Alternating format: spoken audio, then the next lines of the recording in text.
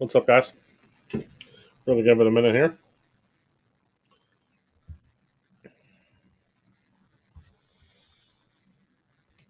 So this week's live is going to be just kind of one of our more basic ones where we just kind of shoot the shit, talk about what happened this week, talk about our Friday and Tuesday video, answer any questions you guys might have for the week, probably do some social media stuff, things of that nature. Just pretty much a little bit of everything. No guest this week. We try to do a guest every 2 to 3 weeks. So last week we had Dino Precision, Micah Dino Precision. This week you've just got me, and then next week I'm not 100% sure quite yet who we're going to have. It's between about 3 different people. So yeah, we're not 100% sure yet. But Tuesday's video. What did we do Tuesday? Tuesday we got 762 by 39 testing on subs out of the way. What was interesting to me, I thought, was that a bunch of you said that you didn't really care about supers, you only cared about subs. So went ahead and did a dedicated subs video. Did 4 cans, picked 4 cans based off a few factors. We did, the vented can, which made sense, right? The vented can has results based off of, almost all of the cones in that can have a port existing in them. And that can, therefore, has a fairly high flow rate. And then that can had led to DAPCV, which is a selectively vented, right? Where we adjust the flow rate through that suppressor. We give it a delayed gas clamping effect in the distal part. And that's something we've been really looking at, right? Where does flow through, delay matter? Does it matter on every single thing that's semi-auto or full auto? Does it matter on every single caliber in that situation? Or is it certain select things? So that's why I picked those 2 cans. Third can that we added in on the 300 black side, we added in the big old Hyperion, right? So big 1750D, long at 9.5 inches. Um, lots of cones, right? There's a ton of cones in the full size Hyperion. And that was great. And then, of course, we had our control can, the LN can, which that can is extremely unique as well with its distal cups. And they're really tall and they're really long. And that has this weird effect that keeps continuing to happen where we're getting much better muzzle numbers than we typically would out of a smaller sized can, while it has big old deep clips in the back, right? So it's still maintaining a fairly high flow rate. It's just delayed. So we're getting kind of a flow rate similar to a shorter suppressor. So it's been a very interesting combination of things. And that's our control can. And then fast forward to Tuesday, we looked at the MAD as a replacement for the Hyperion. And I mean, that can's extremely unique too. Big old 1750D can, nice and long. They're not as long as Hyperion. It comes out to about 8.8-ish with a Reardon Atlas on it. And then, I mean, the big thing about that was I used that to tune my 762 by 39. I specifically chose that because it has one of the longest delays in back pressure without using porting, if that makes sense. Why is that? It's got a big blast chamber to fill. It's got the entire length of the can for gas to go around that first cone and pressurize that annular area. Now, without a way for the annular area to be in fluid communication with annular space, right? If gas can't get back in the center of the stack, well, it's only going to take so much. So while it's not like super low back pressure, it has a significant delay. Okay, so I wanted to tune on that guy. Therefore, any cans I might shoot that were a little higher flow rate, I should be fine. Any cans that are a little more restrictive, I should be fine. And that seems to be the case with everything I've so far shot on that guy. So um, that's why we chose to sub that one out for Hyperion. And then, of course, you get to Friday's video, today's video, and we have all of the cans we shot this year. We've got all of them. Of course, they get shot immediately on 300 blackout subs, 10.5-inch barrel, same muzzle device on everything, same mount on everything. It's as clean as it can be. Always against a control can. And then we shoot, 5.56, 308, and then we've now added some of those cans, a good selection of those cans, 3 blackout supers, 7.62 by 39 subs, and then we have shot a couple of them on 7.62 by 39 supers as well.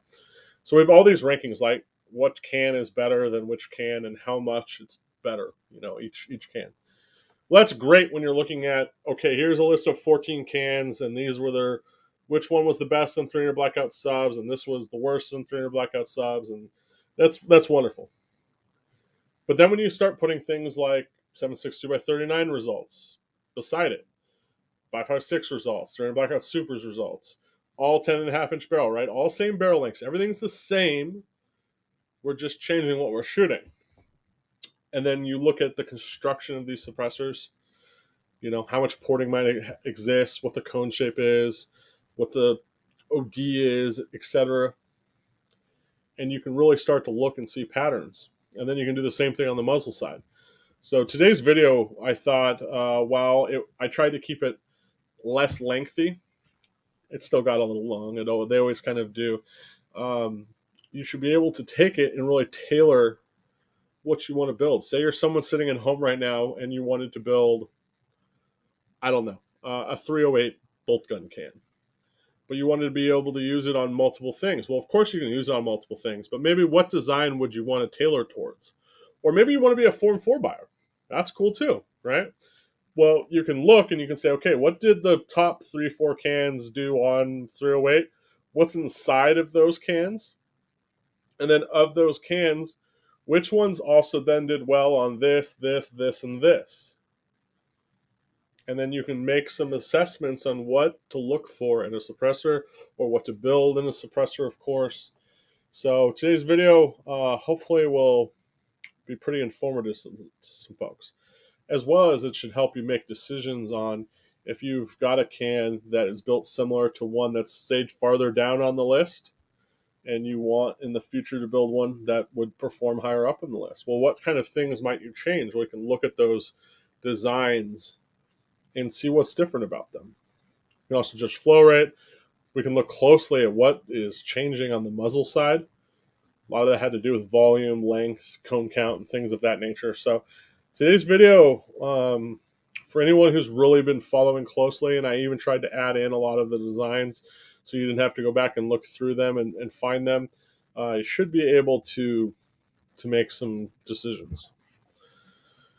Okay, so that gets you guys basically caught up on what we've done this week. Cougar says, can we get Sub-Zero on, or is that too far of a push? Probably too far of a push, to be honest with you. And that's hard to know because, man, it's tough right now with not knowing what is what, right? So we're unfortunately going to try to stick to people who have hopefully a deep background in either suppressor manufacture, selling suppressors, or manufacturing in general. That's been a big one too. So, for example, Mike last week, big background in manufacturing suppressors and whatnot. So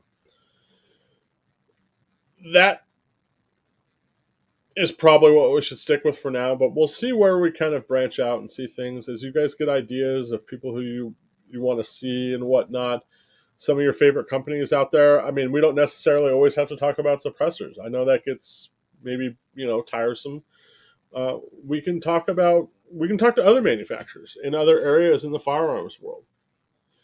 I'm totally open to those ideas. I mean, the whole reason we do these lives is to not just interact with myself or whatnot, but to bring value to you guys. So if there's a day you guys want to talk to someone from any place, really, just let me know, and we'll try to make it happen. And if you know someone who wants to do a live with us, or me, or whatever, however you want to word that, yeah, I'm open to that. It's yeah. So I'm trying to get Darren. Cougar says we should get Darren. Darren is Reardon, and then Robin is his wife. I'm gonna have to tell him that. I'll tell them both that someone said that they'd like to have Robin on. They'll both get a kick out of that, actually. Robin's great, by the way, guys. If you don't know, his wife's pretty fantastic. She's the one handling all your guys' orders through Reardon. She's the one shipping your stuff out. She's the one when you have an issue of some sort. If you ever had an issue, you'd contact, and she would either, if it's something she can handle, she's going to make it right. Trust me, she's going to make it right. And then if it's something, above her head, she's going to get Darren on the phone or on the email or on the whatever, and they're going to do what they can. For the most part, it's kind of interesting to see some of the customer problems from any business, um, whether it be simple things to complex things. It's very interesting. I'm privileged to get to see some of that kind of stuff from a lot of different places, and a lot of times it ends up being you just didn't know something about the product, so you didn't quite use it correctly, or like for muzzle devices, let's say. A lot of it happens to be things like you don't know maybe much about like how threads on a barrel work, let's say. So maybe you didn't know that your shoulderless barrel wouldn't work with a muzzle device and center a suppressor, right? I mean, if you don't have a background in this kind of stuff, that's absolutely fine. You might not know those things. You might think, okay, I've got threads there, it should all work, right? So it's little problems like that a lot of time that come up, or I can think of just a lot of little things, but everyone's there to help. That's so all the B team companies, they all for the most part just want to help you with any of your problems. And that's the cool part about the whole B team thing, right? We're all fairly small companies, so you're going to get, you know, the owner or something pretty equivalent to it a lot of the times, and of course they're going to want to take good care of you. She is the better half. Oh man, I'm going to text her right now. Hold on. This is too funny.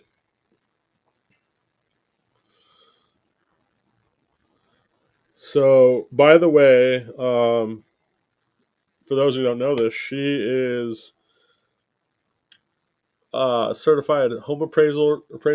And they moved to Texas a while back, so she hasn't had all of her credentials and stuff, and she just passed her final test today. So she reach out to her if you guys do know her, and say congratulations, because she's worked really hard to do that. Everyone on the live wants you to be a guest. LOL. All right, I'll let you guys know what she says. So, what else? Our Tuesday video, by the way, spurred on something. Mostech reach out, and they sent a 5-inch. I'm sorry, 1 in 5 twist. So really fast twist, right? Barrel for 762 by 39. So if you guys aren't familiar with Mostech, I'll show you them real quick.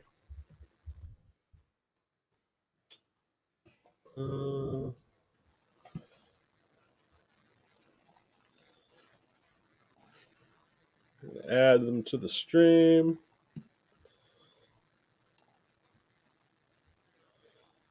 And then I also had an idea today on something we could do together. But this is Mostech. So they're up in Phoenix, Arizona, so they're pretty close to me. They do a bunch of fairly budget-friendly, I mean, that's a relative term.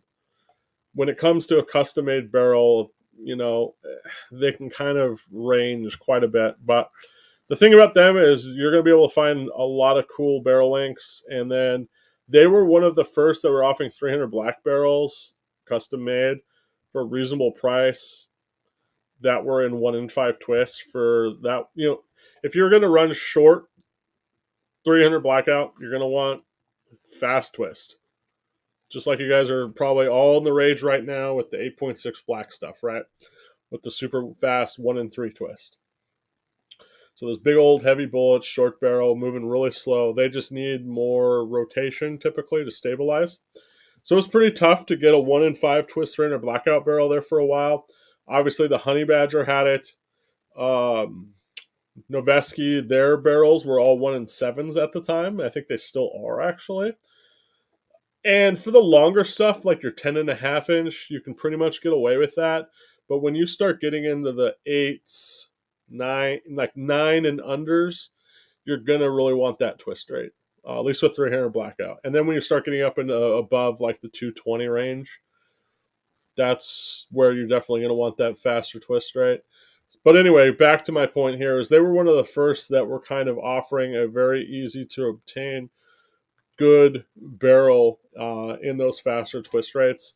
So for those who might be looking to shoot 7.62 by 39 in a fast twist, they offer that as well. And then they just recently started offering 8.6 barrels, 8.6 barrels. So, right now, I mean, I think it's Faxon, and it might, I mean, I think this might be the only other place I know of right now that's making barrels. Now, Faxons are obviously going to be off the shelf barrels where these are going to be, you get to select and get exactly what you want to get from a length perspective, a twist rate perspective, what kind of barrel, so it's definitely different. Turnaround time, at least on the ones I've personally ordered, has always been fairly quick. But I mean, right now they've got a 16 to 18 listed on their current lead times. So they must be doing things right, because those lead times have definitely got a lot deeper since the last time I bought something. So it looks like they're gaining in popularity. So good for them. Kudos to them.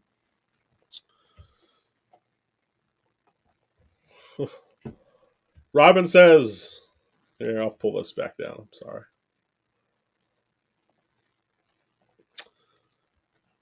Remove. So she said, I don't know how interesting that would be, but I'm down. So, yeah, if you guys really want Robin on, she's down. I've been trying to get Darren to do live, but he's a really busy guy, first off. Um, and I think what he wants to do is he wants to have everything like really, really perfect for when he does do it. And then what I've really wanted to do is I've wanted him to do like a shop tour, something like that. So it's something we've been talking about and working on.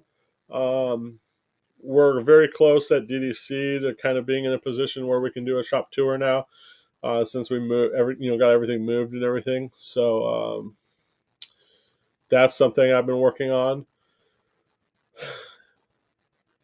I've been working on JK Armament. Todd from Dead Air is supposed to do live. Jay from Pew Science, he committed to a live. We just have to schedule the date. Who else have I talked to and already?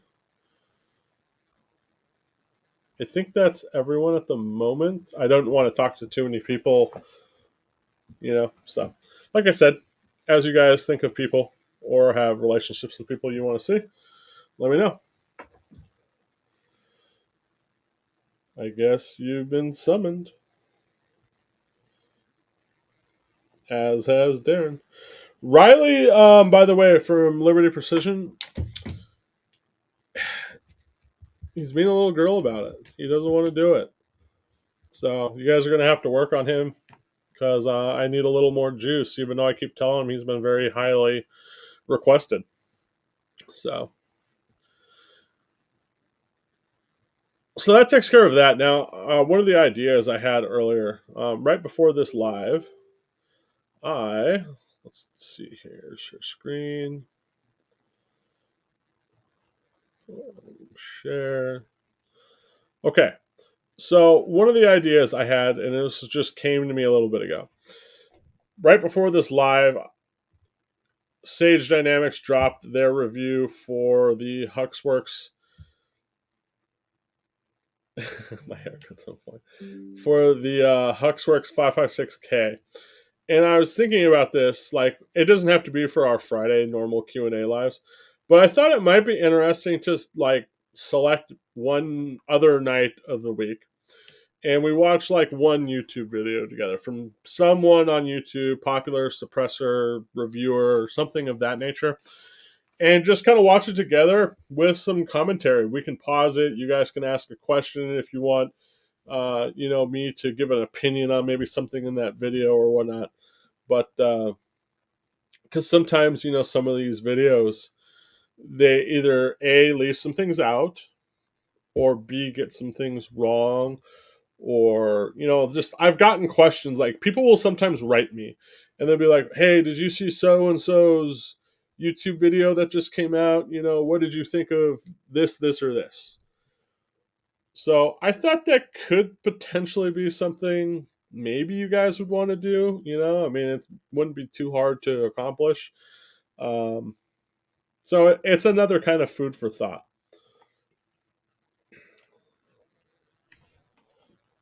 Is there something wrong with my hair?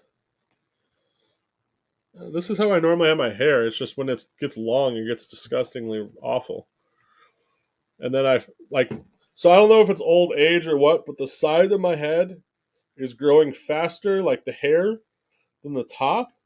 So, like, right here, I swear to God, like, this will be good, but then I'll get, like, poof, and I'll literally have to go get my damn hair cut just to get the sides cut, which then I just get it all done, of course, but. Oh, what do you think about Rex? I know they're a small company, might have some cool info there. New shotgun can looks crazy. Shotgun can market, obviously very unsaturated. Very few shotgun cans out there. You've got probably three, maybe, that I can think of off the top of my head. I think, let's see, you've got Silencer Co. obviously with theirs. You've got Rex now with theirs. And I think Achilles Defense makes a shotgun can, if I remember right. And then you've got the hell is this freaking name? I'm so sorry, bro, that I can't think of your handle on Instagram right now. With his DP12 can, he's been working on for like a year. So that's technically a shotgun can, though that's only for double barrels, unless he makes a single version of that, which I have no idea if he will or won't.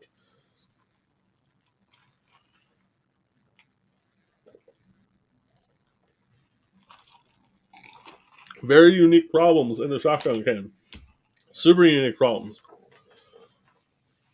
You've got to figure out a way to keep that wadding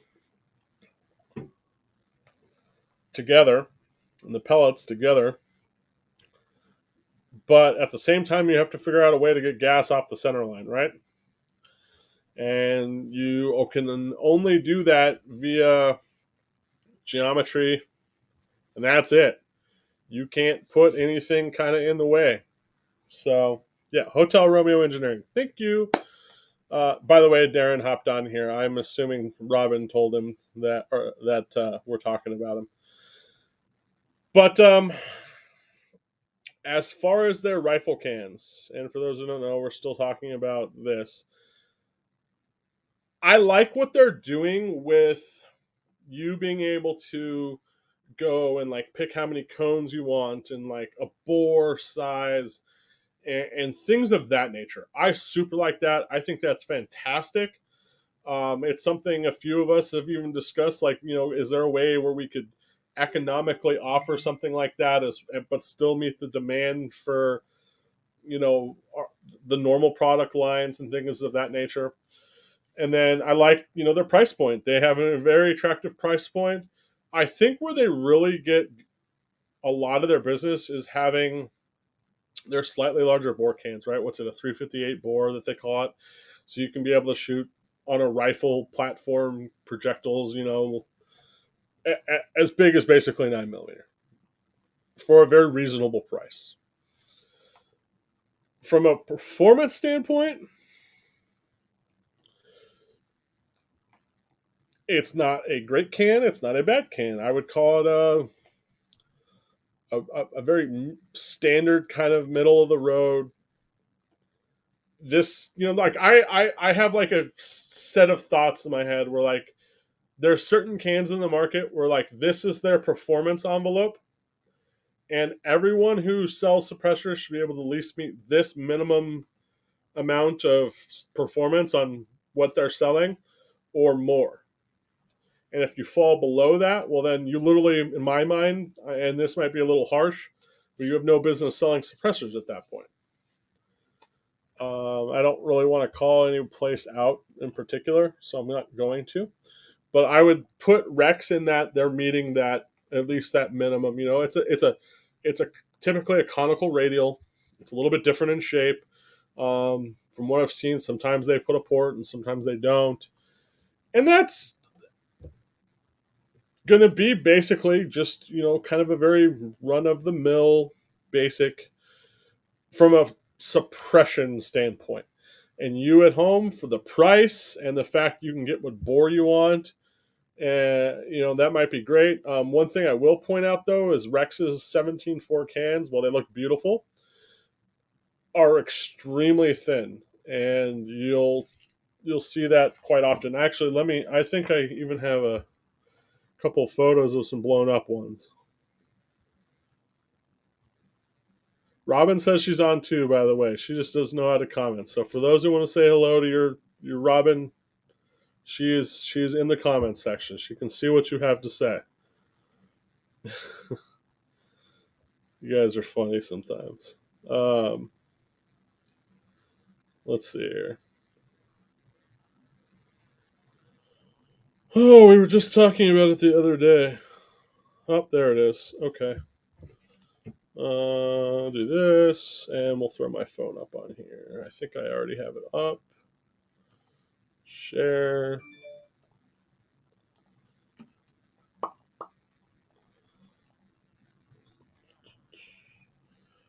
Okay, maybe I. Oh, it's because I locked it and it fucking times off when I do that. God damn it! I have to reconnect it. Hold on. Technical difficulties here. Connect to MSI laptop. You'll see what I mean here in a second. Like I'm just gonna do an end cap one because that's the easiest to see. But I have other failure ones of theirs, and you can just literally visually see how thin they are running their steel. Which there's not really anything wrong with that. You just have to be aware of that um, when you're buying the product. That's all. You just any product you just have to know what the base limitations are. So let's see. We want to share this. Okay. So I mean, if you look, I mean, you can see from where that blowout how thin they're at least running that end cap, and I've seen tube failures on them, and I can tell you that they run it pretty thin, and you know, it is what it is.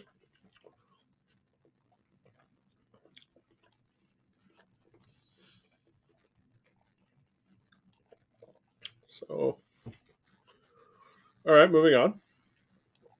What are my thoughts on Liberty suppressors? Anyone who knows me well knows I am not a big fan of monocore suppressors. I've yet to ever find one that, with a really good conical design, wouldn't just beat it. So yeah, I'm just not a fan of monocore suppressors. They tend to not, again, be really, I think, the correct approach for what you're trying to do. Now, there are some companies out there who make some pretty advanced stuff in the monocore world. Achilles Defense is one. Ballistic Advantage is doing a few cool things on their monocores, but I still wouldn't call them advanced, right? But they have like a few little like features in that core that I'm like, okay, that's cool. That was smart. Yeah, that's cool. And then I would say though that Liberty right now is probably kind of the gold standard of monocores, if that makes sense. I just don't know what you're getting for buying one of their cans that you couldn't get that or more from somebody else, if that makes sense. So that doesn't necessarily make it a bad choice, but I'm always of the opinion your money should get the most for you as possible. But if you like Liberty and you want to support them, go out and support them. Absolutely. I've followed their YouTube for some time. I don't know anyone over there personally. Um, so I have a lot of respect for what pretty much anyone who makes suppressors and has managed to make a living out of it, because it's not an easy living. It's not an easy thing to do. Um, it's easy to get started once you have your FFL and all of that. But as this market gets more and more competitive, more and more saturated, you're obviously going to have trouble, standing out, and the competition is going to be greater. But they've managed to do well for a lot of years, and I have a lot of respect for that. So it's just not what if I was looking right now to buy a suppressor in this current market with all the available choices that are out there, I just don't see what it would offer me that I couldn't get from somebody else. That's my only thing. Rex for Alive is what I'm thinking. So that's one of the few places where I don't think I know anybody. Like, I don't think I know anyone there. No, I don't think I know. I mean, I would happily reach out to them and ask. They probably don't even know that I exist. I have no idea if they do or don't. If you know someone there, you can happily drop them a line, and we could do that. I'd absolutely do that. I'd love to talk about their cans. Actually, I think it'd be great to talk about their cans. They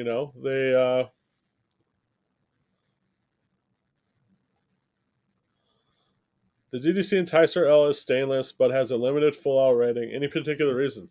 I can absolutely answer that. You want to know the reason? Because I'm fucking lazy. That's no, I've. So it's funny. When the Enticer first came out, right? Most of the R&D on the Enticer was with bolt guns, not really bolt guns, but just like with hunting and people who shoot pigs and that kind of stuff really in mind. And the most focus was on sound support, performance, how it did on multiple calibers, um, things of that nature. So when it came to like abuse testing, what to rate and warranty the can for, some testing was done on that. Of course, we shot on big pressure. Here we're shooting on 300 Win Mag. Here we're shooting on this. But when it comes to like the full auto stuff, very little of that was really done initially in the beginning when it was first released. So, I mean, anyone who knows anything about like suppressor manufacture, I mean, you can just, from knowing materials, cone designs, how good your welds are, things of that nature, you can pretty much know exactly where you should, at a very bare minimum, have zero fucking problems, right? So that was kind of where initially where things got put. And then since then, there's been a bunch of full auto testing done. And I'm actually the one who's supposed to update that.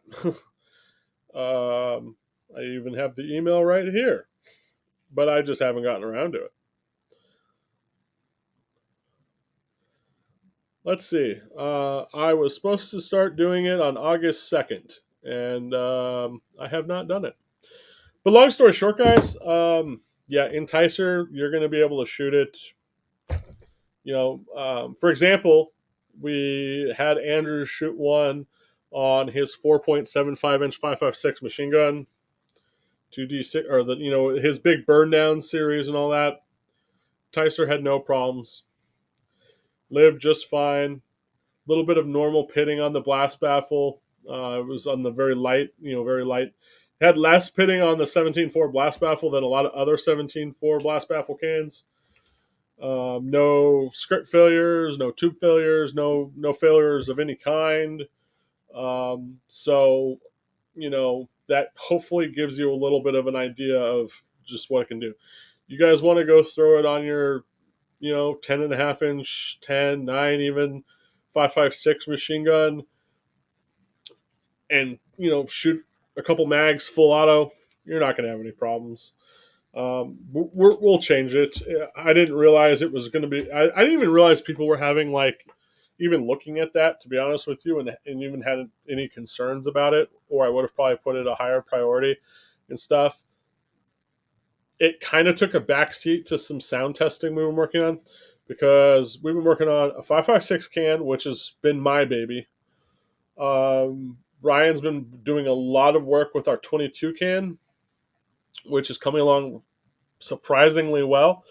You guys, if we end up taking the design that we've got to market, we've got to figure out how to manufacture it and scale. That's going to be probably one of the problems. Right now, everything is being 3D printed. That's how we're doing all that.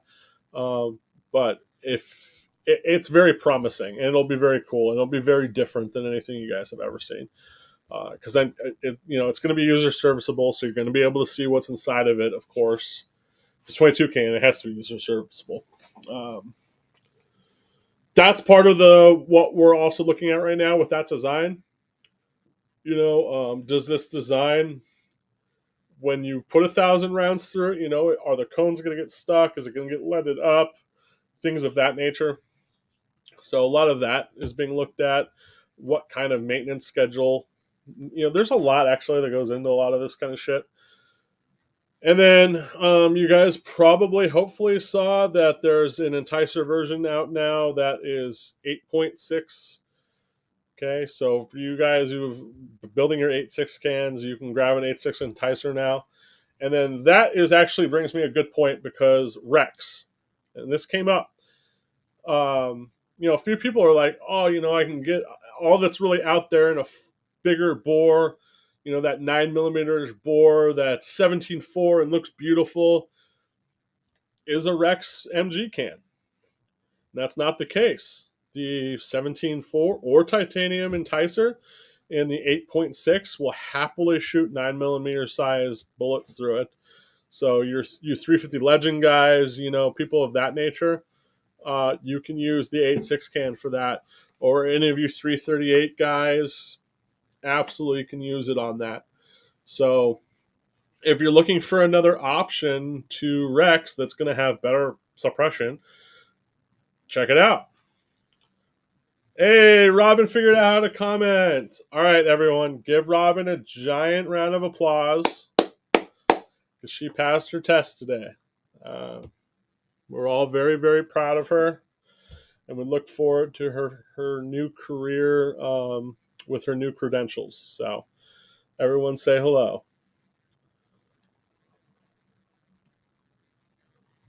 So I can't run my Rex can on my N16. How disheartening. No, that's not what I said at all. I'm saying that it's on the thinner side of what you might run for a little bit of a harder use 17.4 can. If you really want to see one blow up really bad, Darren probably knows. Darren, if you're still in here, you remember the guy's screen name who did all the Chris is in here. Chris, I bet you remember. Who's the dude who does all of the he got people so mad at him I think he stopped. But remember he was throwing suppressors on his belt fed machine gun. I think he had a 240 Bravo or something like that. I forget. And he was doing suppressor burn downs. I remember he did one of the Rex cans. I know he did a Sandman, and I think he did like a CGS can which didn't blow up. I just remember the failures. I can't remember the guy's screen name, but you'll be able to go see the Rex can pretty much get blown up fairly quickly. Now, again, it's not to say you can't go shoot it on your machine gun, right? It's all about round count and barrel length. That's what it comes down to. Pretty much any 17.4 can, for the most part, you're going to be able to go throw on a 10 plus inch machine gun .556. That's what I'm referring to. That which tends to be one of the most severe things to shoot, and be able to shoot two mags, with and I'm just talking quick mag change, that type of thing. It's once you get kind of past that you start to run into issues, because that's when you really start to build enough heat to do things. Because heat coupled with the pressure, that's what starts to kill cans. I mean, that's what kills cans on top of the abrasiveness and the erosion properties of shooting something like a short barreled 5.56. You have all this little particulate matter in that jet coming out, and as it fucking slams into the first thing it can come into contact with, that's what fucks things up when it comes to like your blast baffle and things of that nature. Yeah, here we go. So Darren, I knew you'd remember Guns and Mammons. I believe that is correct. We could probably pull up his YouTube right now. Actually, I'm kind of curious if he still has those videos up. Guns.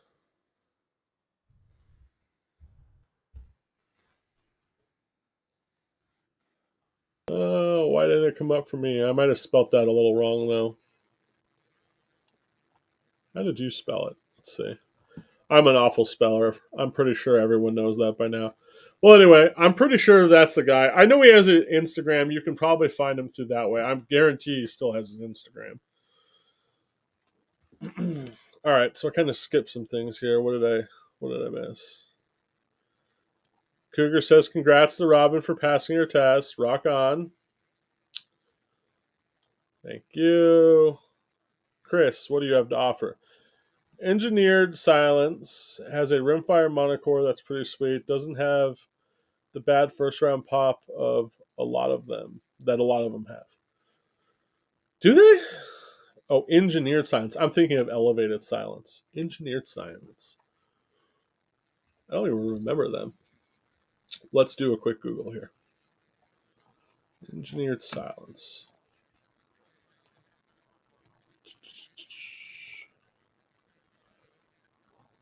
I'll bring you guys along for the search.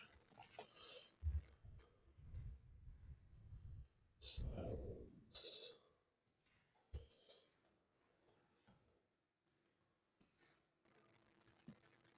I vaguely remember their existence. Come on, are you going to load or what?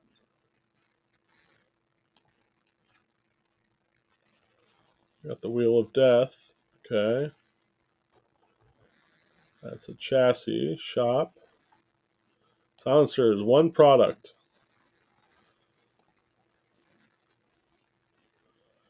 1-inch diameter, 6-inch in length. They're advertising unsuppressed of 154 dB. That must be full power ammo because that's, or no, that could probably sub still. That's probably at the muzzle. Oh yeah, with that 113, 114, it's probably muzzle. Full auto rated, Magnum rated. Oh, here we go. Here's a picture of the core. Here, I'll make it a little bigger, I think, so you guys can see it. Full screen solo. Yeah, maybe not. There we go. Okay. You got your typical Z-shaped segregated monocore baffles. Looks like on the first baffle they put kind of like those ridges on the face of the baffle. You can kind of see them there at the top. Which is interesting because you know what fucking really works well when it comes to helping with first round pop? It's a damn single step 50. And that step on the front. I don't know why on that first baffle it matters so much, but the rest of the baffles, not so much. But that first one, I don't know. I mean, good for them. They've got a big metal chamber for shit to expand into. You know, 22. I mean, there's been a lot of monocore 22s that people have been extremely happy with over the years, but also 22s, of course, really quite easy to suppress. To a point, that is.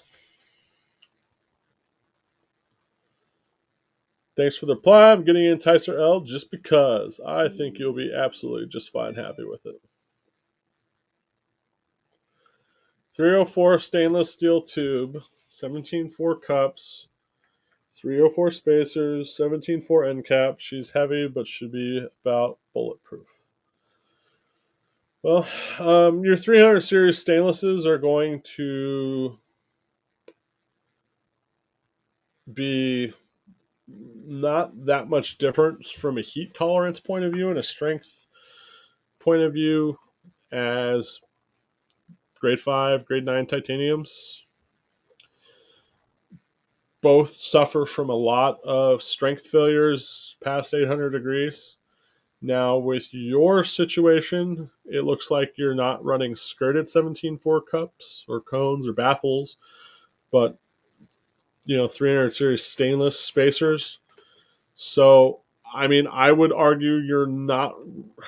It also depends on the material thickness. That plays a pretty big part in it, but you're not really gaining a whole lot when it comes to heat tolerance and strength that you wouldn't get with titanium when it comes to 300 series stainless.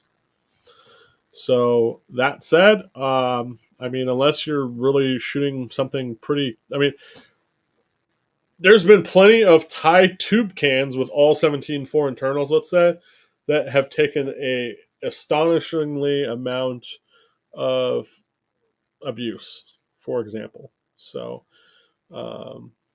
at least you're using 17.4 baffles. That's going to be a big one, especially in those first couple. But now, as far as end caps go, end caps don't get exposed to a lot of heat.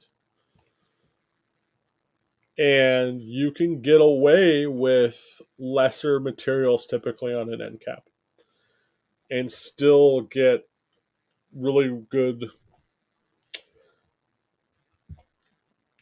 What am I trying to say?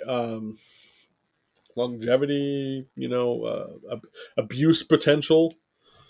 For example, Surefire will use, even on like their full Inconel stuff, we'll use like an Inconel, or I'm sorry, like a 304 stainless cap.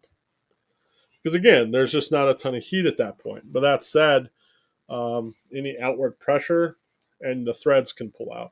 So if it's welded in, not going to matter as much because then you have to break a weld. But regardless, I mean, most failures are going to happen in the first 2 to 3 baffles on a suppressor, especially heat related and weld failures, typically, unless you get a really early on weld failure in the distal part for some reason, where they just it was like a really poor weld. So cans tend to fail where they get the hottest first, and then where there's a pulling effect, right? As all those baffles, right? All this force is being imparted on each baffle. And every baffle that multiplies that force, that pulling. So then couple heat in an area with that, the more baffles, the more force down this, towards the proximal end. And you're going to get that failure somewhere in that first couple, the first couple welds typically. Um, and again, most of the time it has more to do with the heat than anything. Every material, as it gets hotter, loses strength. And each material has a different point where that starts to happen. Hopefully that makes sense. I only went 304 because knurling Thai is funky. So you must be knurling the outside of the can.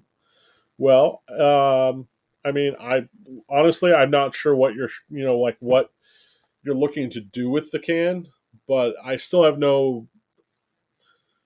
I'm sure it'll still probably be fine for whatever you're doing, unless you're really just beating the shit out of it. Lots of short, full auto, continuous fire. I mean, that's what does it, right? Anytime you stop, anytime you change the mag, anytime you stop to change your point of aim, you'd be surprised at how much thermal energy is released. And then that increases the longevity of that particular string. So it's kind of one of the reasons why I don't like the big burn down videos where people link up 1,000 rounds. They're fine. I mean, you can learn a few things from that, but it's not really real world, if that makes sense. Even in a combat environment, unless you're shooting like a minigun, I mean, even then, when you're a minigunner, you have you shoot in pulses, right? You're not just allowed to hold the trigger down and just burn through 6,000 rounds, right? There's a reason those barrels, no matter what, still need a chance to cool. And so think of your suppressor in that same kind of line of thinking, right? It At some point anything can fail. With enough heat, anything can fail. But that's how the World Trade Center fell. you know, I actually saw, I forget who it was the other day, and they posted something, and they're like, steel melts at this, at 3,000 degrees, and jet fuel only burns at, 1,500, 1,600 degrees. They're lying to you that the World Trade Center, collapsed or whatever. It's like, okay, that's true, but a material's failure point isn't its melting point. It is well before that. So things like 17.4, for example, which are going to be a much superior steel than what's going to be used in your typical girder I-beam in a building. I mean, even those lose considerable strength past 1,200 degrees. So now burn jet fuel in a building for hours and then have all this weight on top, eventually something's going to give. And it only takes one piece of the Jenga tower to give, and it's all going to be coming down. I have the MG7 on my 350 Legend. I used it this year, but I'll be looking for something else next year. Still stings the ears with supers and was really disappointed with subs. It is a shorty, though. Chris, how short are we talking? But yeah, I mean, I think they get most people with what they're offering, right? Like, it's a really good looking can. Not a lot of options out there in the larger kind of the intermediate 338, 350 ish bore size.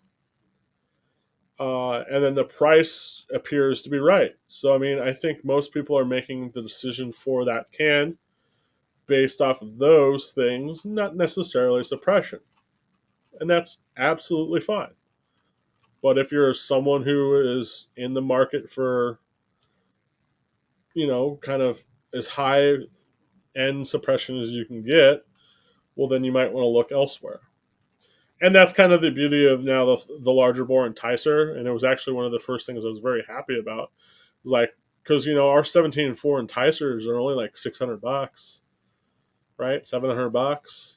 So, I mean, yeah, that's probably going to be a little bit more possibly than the Rex, depending on how long the Rexes you're getting. But it's right in the same area, right? And you're going to get much better performance out of it.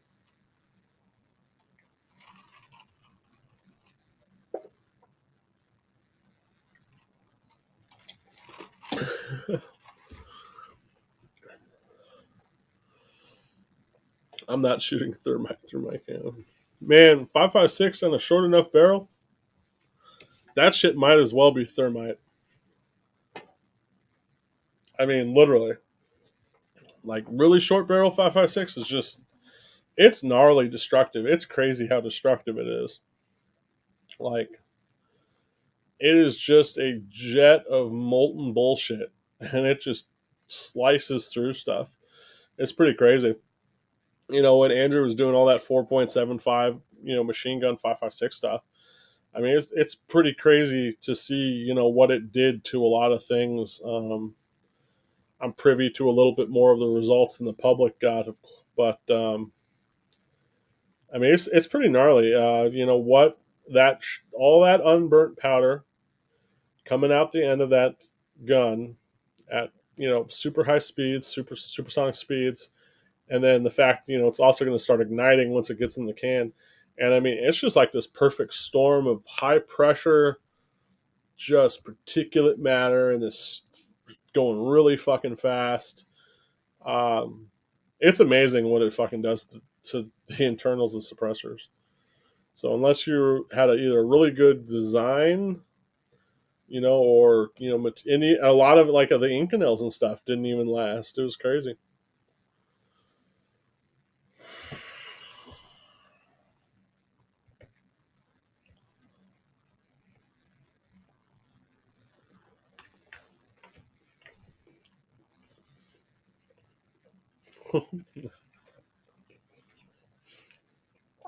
That's fucked up.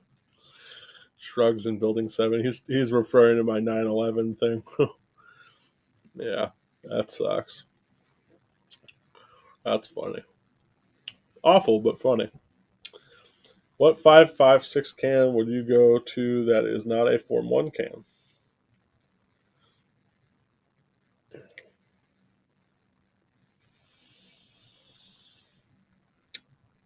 Oh, that's tough. It's going to depend on your barrel length, what you're trying to shoot it on. Like, as of like right this minute, there's nothing like I'm fully on board with. Um, let's start with shorter barrels. So, like, let's say anything under 11, 11 and a half, like under 11 and a half. Your only real choice right now that is probably going to give you performance that's kind of above and beyond is probably the Huxworks 5.56K. It kind of pains me to say that, but that's probably true. Um, but that can need short barrels to work, basically, to get the most out of it. Not saying you can't shoot longer barrels through it and be fine with it. You can, obviously. But, like, where the benefits of its design come in tend to be on that shorter stuff. When you get out to 12 and a half, let's say, plus, especially if you're going to be tuning your gas system, then I'd say your best choice is probably going to be the Otter Creek Labs Polonium.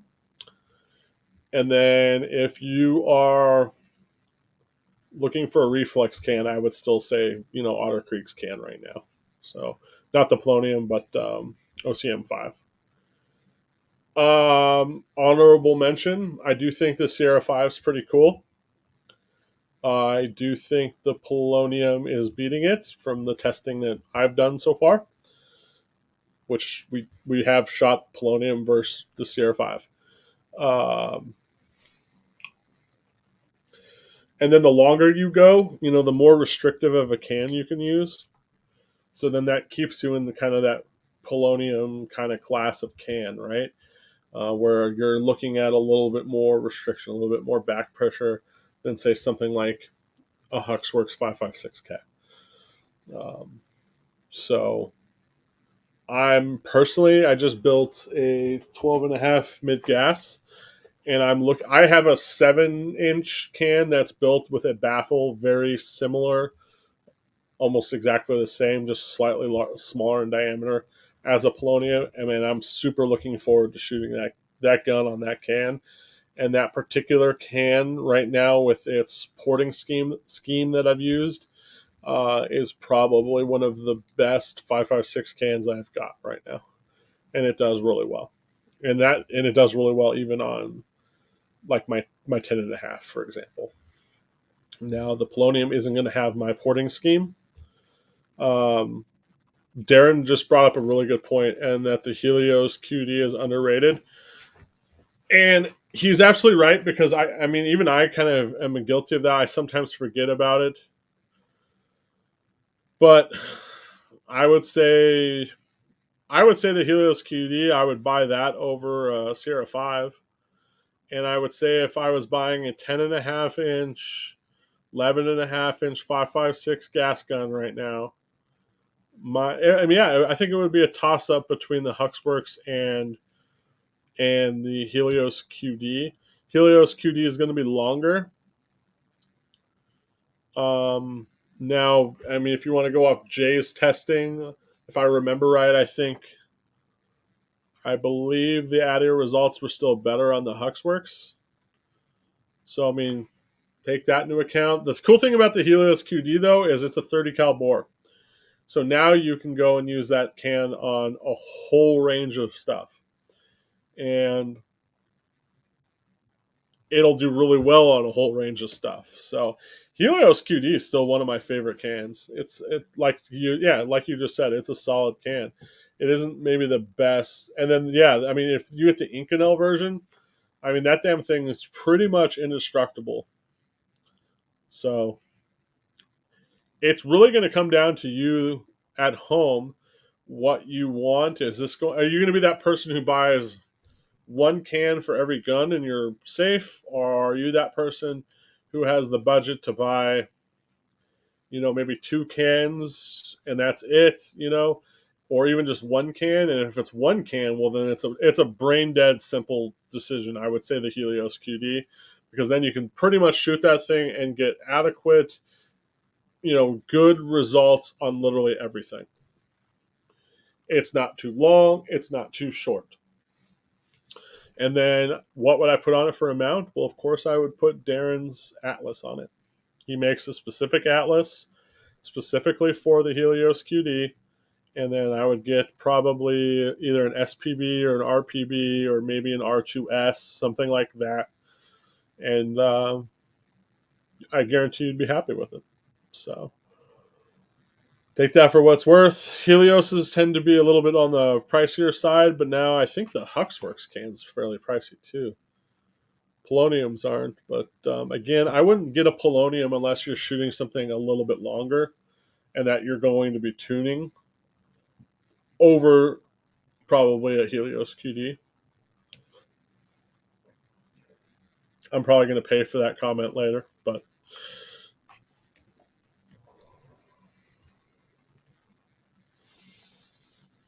I used to take classes with a 12.5-inch SBR, a Saker 5.56, cut through the Hoplon baffle in 3,000 rounds.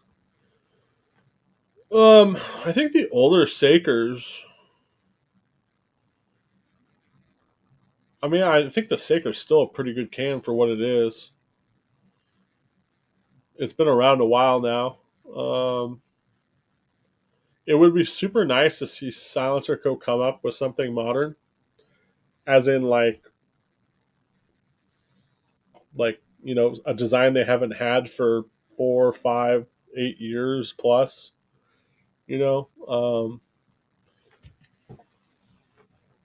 I mean, even the Osprey, all they did was change the mount, the way the mount worked. Or the 36M, I mean, it's literally more or less a hybrid 46 or whatever. Just they've changed, lengths and diameters and modularity and things of that nature. And that's their approach, selling cans on the back of their name. Good for them. They've got the name to do it.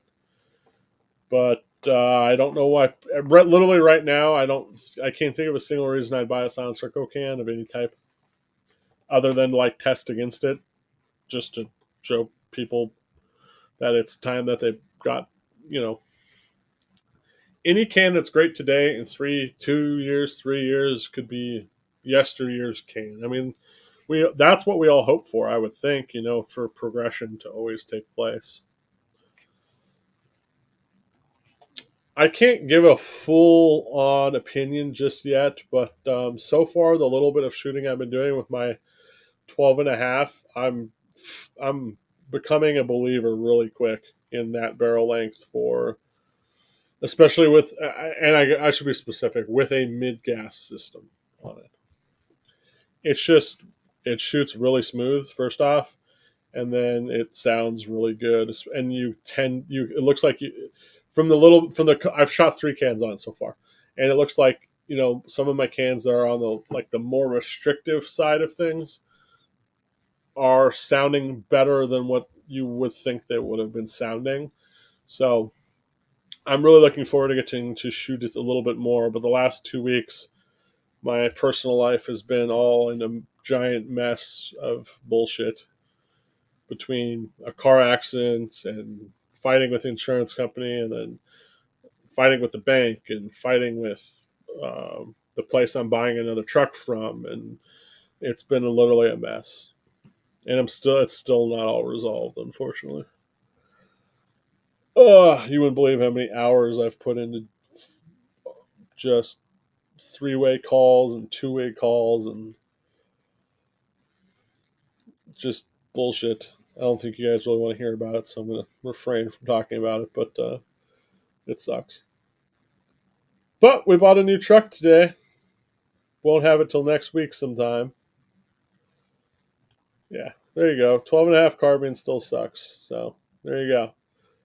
You're not, doesn't sound like you're going to be getting much for a 12.5 inch versus 10.5 inch with a carbine linked gas system. Mid is king. You got me started on that road, and I'm quickly becoming a believer.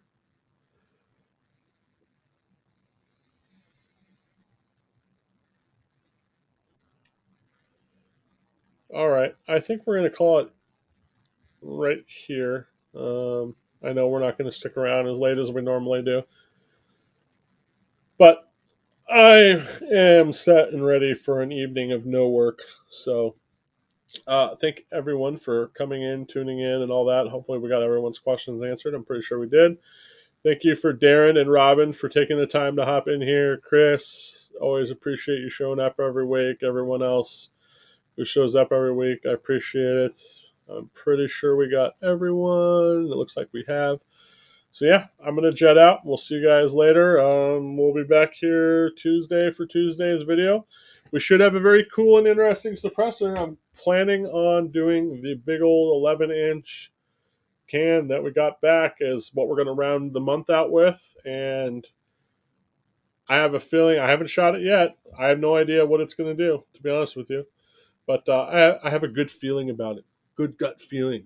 And it's just a really interesting build too. So, all right, we'll see you guys later. Everyone have a great weekend.